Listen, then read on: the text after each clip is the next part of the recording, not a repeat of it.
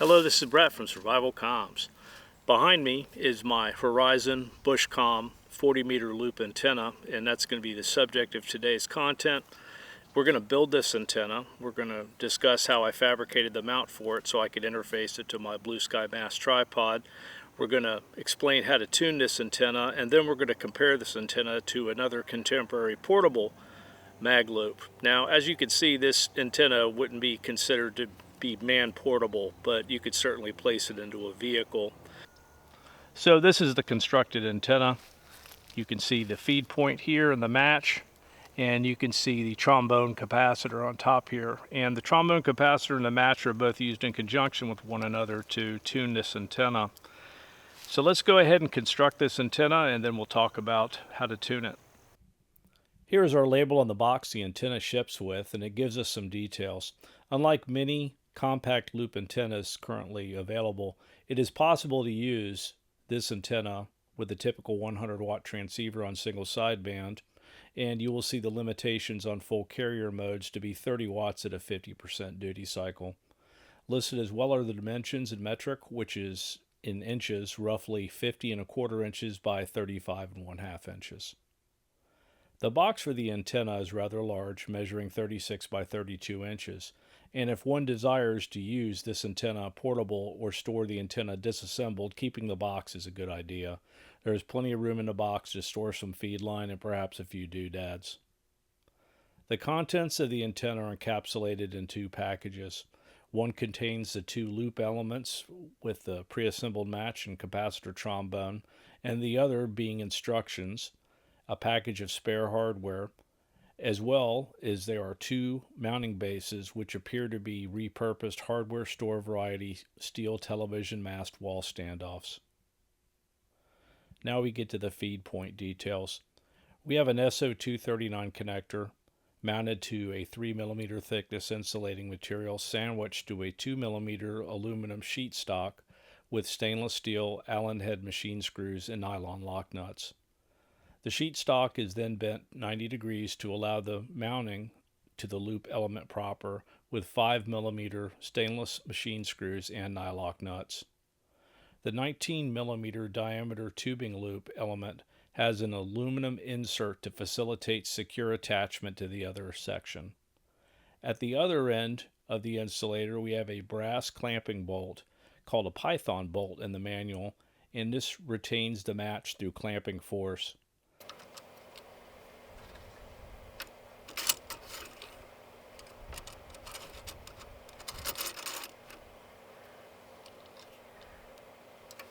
The match is 1.5mm aluminum flat stock, approximately 10mm wide. The python bolt is attached to the center of the SO239 with a short section of insulated 14-gauge stranded wire soldered at the SO239 and retained at the python bolt with a 5mm stainless hex head machine screw. All aluminum and insulator work has had the corners radiused. The opposite end of the match is secured to the element with a stainless worm gear clamp, and to the left is one of the two loop insulators for mounting the loop, which is split tubing. The basic tools needed to assemble the loop are a multi-bit screwdriver, and in this photo it is equipped with a 2.5mm hex bit, an 8mm nut driver, and a small crescent wrench or an 8mm wrench. On the loop section opposite of the one of the match, we can see our capacitor detail. We have a section of tubing insulating our aluminum tubing insert, and this retains a reduced diameter ceramic rod. The ceramic rod is retained by two countersunk stainless steel machine screws. The first order of operations is to remove the screw shown on the left in the ceramic rod with your 2.5mm hex bit and place it where it's not going to get lost. On the loop section with the match is our capacitor trombone. Loosen the thumb screw and slide the trombone towards the bend in the tubing. Next, at the feed point, remove the 5mm machine screw, two washers, and lock nut, placing them in a safe location where they will not get lost. Now carefully slide both loop elements together, and this is the feed point end and this is the capacitor end when properly aligned. Insert your 5mm machine screw and one washer through the assembly and place a second washer on the opposite side and snug up your fasteners. Remember, snug is tight. Next, insert your countersunk screw in the capacitor end and snug up the screw. And again, remember, snug is tight. Slide your capacitor trombone over this joint to protect it from flex during further assembly and secure it by snugging up the thumb screw with your hand. Now let's build the support structure for my Blue Sky tripod. I started with a scrap of 3/4 by 1/8 inch aluminum flat stock. I sheared off two 3-inch sections and made the bends as shown here, forming standoffs, and then broke the corners on my belt sander. I then attached the standoffs to the insulators on the lower loop with two suitable size stainless steel worm drive hose clamps. For the support, I took a scrap of 1-inch Schedule 40 PVC and cut two sections 16 inches long and glued them into a 1-inch T. I then constructed a spacer for the vertical support out of a scrap 1.5-inch PVC section, and I used two countersunk stainless 1/4-inch screws and lock nuts to insert this inside of my spacer and secure it together. Now I left this assembly as a friction fit to allow the assembly to be disassembled for transport and for reconfiguration as needed for other support structures. I then centered the T as assembled and used a couple of stainless worm drive clamps to secure my standoffs to the PVC support structure for prototype testing. Use of 1/4-inch stainless bolts and lock nuts through drilled through the PVC would make a more suitable permanent installation. And this is the loop and mount assembled for tuning and testing. Now let's tune it. Well, let's discuss how to tune this loop antenna. Right now I have it tuned for the 20-meter band, and the instructions talk about establishing the impedance or the feed point impedance for 50 ohms with the gamma match down here. What I've found to work the best for myself is to start with your match, which as it comes from the factory is over here, and that's good for 40 meters. So you take your capacitor and you slide it over as far as it goes, and then you start to back it up. And the best instrument in my experience for this particular antenna is the Nano VNA, taking an S11 VSWR measurement, and you really need to narrow the focus of the Nano VNA. So you're only sweeping from like 6.5 megahertz to 7.5 megahertz. And as you incrementally move this capacitor back, you'll see a dip appear on your instrument. And once you get to that point, you're going to go ahead and take the set screw and set it. Then after doing that, you will go ahead and move your match back and forth incrementally to establish your feed point impedance, and you get your best match that way. If you follow those instructions, it actually is pretty easy to tune. It took me a while to teach myself how to do it as well. And as you can see, I've marked, like this is the 40-meter band, this is the 20-meter band, and I have a 30-meter mark here.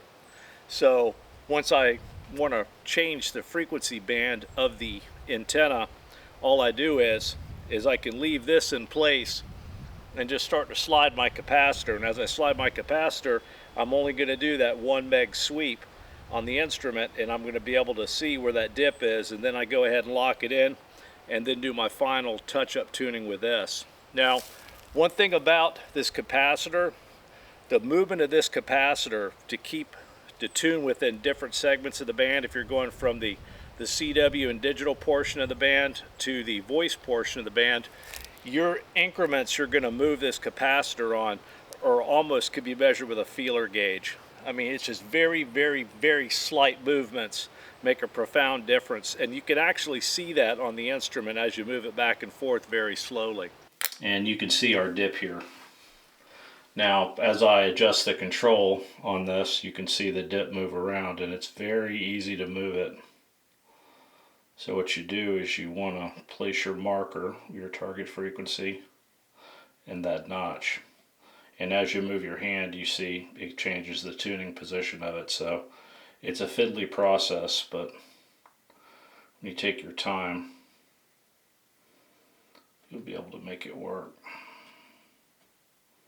There we go. Looks pretty good right there. Now when we take the match itself and we adjust that match, what we're doing is we're driving that notch down. We're not basically changing the position of the dip. It may have some kind of an effect on it, and if such, you'll have to go back and forth a little bit. Now this is the antenna we're going to use for comparison purposes. This is my Doxytronics loop, and this antenna is the 80 meter through 20 meter variant. It's not the higher frequency variant, and you can see it's very compact. You can break this entire thing down and place it into a rucksack if desired to do so, and that includes this tripod here, which I've just shoved in this Blue Sky Mass tripod. The tuning of this antenna is pretty much done the same way as the Bushcomm. You narrow your bandwidth in your instrument. You flip your switch to the range. This is a high and a low range switch, and then you just take your tuning capacitor and establish your tune of your antenna. Now, this antenna here cannot handle nearly as much power, of course, as the Horizon Bushcomm loop. The Horizon Bushcomm loop is a 100-watt single sideband, and this one here, I believe, is like 15 watts single side, 25 watts single sideband, and 15 watts continuous. So you do have to treat it a little more gingerly than you do the Bushcomm loop as far as power being applied to the antenna itself. And it's going to be interesting to see how this antenna, as another loop antenna, compares to the Bushcomm Horizon loop. Let's go over the sweeps of our two loops. And one thing that is evident is the bandwidth of our loops is very narrow, with the Horizon loop being very narrow with a 2-to-1 SWR bandwidth of 20 kilohertz on 40 meters, and the Doxytronics being close to twice that. Oftentimes you will hear the term high Q, and that is what you are seeing here. And when you're looking at a reduced size antenna, this is to be expected. Facts: a significantly reduced size antenna that exhibits a broad bandwidth radiates like a dummy load, and one that has a narrow, sharp bandwidth radiates efficiently for its size. The key takeaway here is the Horizon loop would be more practical for a specific frequency application of field, while the Doxytronics exhibits better frequency agility for amateur radio use of field. Moving on to 20 meters, we see the same characteristics, with the bandwidth becoming slightly more broad, which is just demonstrating for us that as frequency increases, the relationship between the reduced size and wavelength becomes less profound. Now let's add a sweep of a full-size half-wave 40-meter dipole antenna for comparison. It's easy to see what I am talking about. Size matters. Now, one of the advantages of loop antenna is the loop antenna has good directional characteristics on the ends of the loop itself, and we're going to demonstrate that for you. I have a small locally generated RF source into a dummy load, and we're going to go ahead and focus in on it, and I'm going to show you the direction, and then I'm going to go ahead and adjust the loop to place that signal in the null, and you'll be able to hear it on our receiver. Let's go ahead and turn our receiver on, and you can hear our signal. And now we're maxed on our signal. Now let's go ahead and null our signal. And you can hear that our signal has disappeared. Let's go ahead and bring it back again.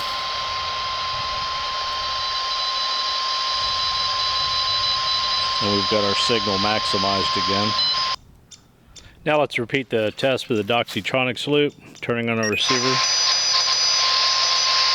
And you can see hear our signal there.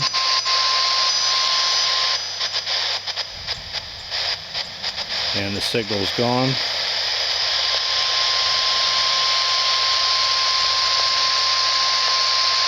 Signal present. Now we have our field strength transmit test performed by measuring our signal during a whisper transmit sequence. Power applied to the feed point of the antenna is a bit less than 5 watts or 36.6 decibel milliwatts. Signals were measured off the ends of both loops, and identical cabling and location is used. First up is 40 meters, and we see the Horizon loop is giving us a field strength of minus 56.43 decibel milliwatts per square meter. The Doxytronics loop is giving us minus 71.07 decibel milliwatts per square meter, which is 14.6 dB less than the Horizon loop in this test. Now moving to 20 meters, the Horizon loop is giving us minus 59.75 decibel milliwatts per square meter. And the Doxytronics is giving us minus 68.63 decibel milliwatts per square meter, which is just under 9 dB less than the Horizon. Now we're going to move on to our near field receive test. For this test, I am generating a carrier from my signal generator, and I am receiving the signal through the antenna connected to my spectrum analyzer. First up is the Horizon loop on 40 meters. The received signal is minus 92 decibel milliwatts. Now the Doxytronics loop, the received signal is just under minus 110 decibel milliwatts. In this test, the Horizon loop outperformed the Doxytronics by 18 dB. This is the Horizon loop on 20 meters, and the received signal is minus 96 decibel milliwatts. And this is the Doxytronics on 20 at minus 103.5 decibel milliwatts. In this test, the Horizon loop outperformed the Doxytronics by 7.5 dB. Our next testing, we will see if the practical application of this data has any significant consequence. Now we get to the whisper testing. This testing is performed for 20-minute cycles, and each antenna is done back-to-back within the band tested. This is all performed straight radio. There is no auto-tuner used or preamplification used. Both loop antennas were pointed northwest, southeast, and testing was started at 1800 UTC on 40 meters and completed at 2100 UTC on 20 meters. What is important to consider in whisper testing is that it does not represent a bidirectional talk path. So let's start with our Horizon loop on 40 meters. In our 20-minute sequence, we received 7 stations, and 12 stations heard us. Next is our Doxytronics loop on 40 meters, and in our 20-minute sequence, we received 14 stations, and 3 heard us. I have added my ZS6 BKW to the mix to give the viewer a glimpse into how a full-size antenna compares to a reduced-size loop. Now the ends of my ZS6 BKW are oriented north and south, and the ZS6 BKW received 28 stations and 37 stations heard us. Now moving to 20 meters. In our 20-minute sequence, the Horizon loop received 66 stations and 119 heard us. On the Doxytronics loop, we received 77 stations and 73 heard us. And on the ZS6 BKW, we received 61 stations and 162 heard us. Let's discuss my observations and what I learned about the Horizon loop. It is clear that the Horizon loop did well in testing against the Doxytronics loop, and especially in performance and power handling capability. However, the Doxytronics leads in portability, ease of tuning, and expense. The Horizon loop, for its $450 price tag, is not exceptional in the fit and finish department, in my opinion. In my estimation, there is perhaps $80 in retail hardware and perhaps 2 experienced man-hours in assembly, as it is entirely handmade in my estimation. You know, that being the case, there isn't a lot of wiggle room involved in pricing for an antenna like that, especially if you want to make it worthwhile to keep the lights on. And in today's Amazon e-waste world, we tend to forget about stuff like that. Let's talk about usage. I think the Horizon loop would be good for someone who lives in an apartment or a townhome and wanted to use a 100-watt HF radio and keep a low profile. The high Q of the antenna makes an effective bandpass filter, and for a compact loop, its performance was good and directivity was superior to the Doxytronics and signals that were propagating. In the near field, that wasn't as much apparent, and when on beam, the difference between the two in reception of propagated signals was very close in performance.